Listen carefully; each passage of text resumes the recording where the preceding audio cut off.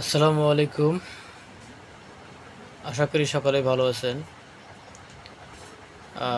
আমি আপনাদের মাঝে একটি কথা শেয়ার করার জন্য আসলাম।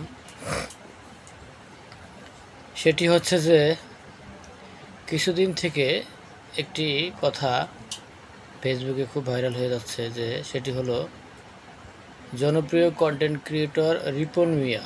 রিপন মিয়াকে নিয়ে অনেক কথা লেখালেখি হচ্ছে, অনেক আর কি ঝামেলা হচ্ছে।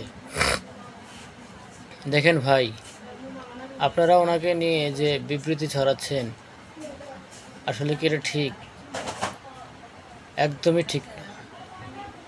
কারণ ফ্যামিলি সবারই আছে, সবার ফ্যামিলিতে একটু একটু ঝামেলা হয়। তাই বলে একজনের দুর্বলতা নিয়ে, একজনের দুর্বলতার সুযোগ নিয়ে আপনি তার লাইফটাকে ধ্বংস করে দিচ্ছেন, এটা আসলে ঠিক না। রিপন মিয়া একজন কাঠমিস্ত্রি, উনি কর্ম করে খায়, মাঝে মাঝে ফেসবুকে আসে আপনাকে আমাকে বিনোদন দেওয়ার জন্য। ওনার পরিবারে যে ঘটনাটি ঘটেছে, আপনি পারলে সেটি লুকাতে পারতেন। এরকম ঘটনা সবার পরিবারেই আসে, হয় যা, এটা কোনো ব্যাপার না। আজকে উনি যে কান্নাকাটি করতেছেন, ওনার বাবা মা কান্নাকাটি করতেছেন, আসলে এটা কি ঠিক হয়েছে? ঠিক হয়নি। পরিবারের সবারই ঝামেলা হতেই পারে। তবে আমি বলতে চাই যে উনি আসলে কোনো খারাপ লোক না, উনি একজন ভালো লোক। উনি যে ভিডিওগুলো তৈরি করে, এই ভিডিওগুলো দেখে আপনি আমি অনেক বিনোদন নেই, অনেক আনন্দ নেই। ওনাকে আমরা অনেকেই ভালোবাসি। আসলে উনি একজন ভালো মানুষ, কাজের পাশাপাশি ভিডিও তৈরি করেন। আপনারা আমার মন কেড়ে নিয়েছেন, জনপ্রিয়তা অর্জন করেছেন, এটা একদিনে নয়।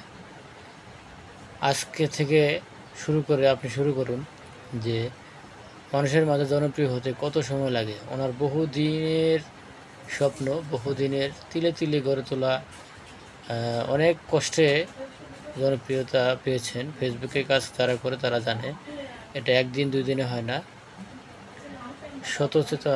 শত সাধনার পরে সফলতা আসে।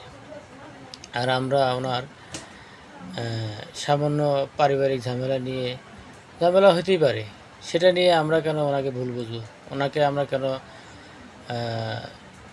ত্যক্ত করব? আসলে এটা কোনোভাবে কাম্য নয়।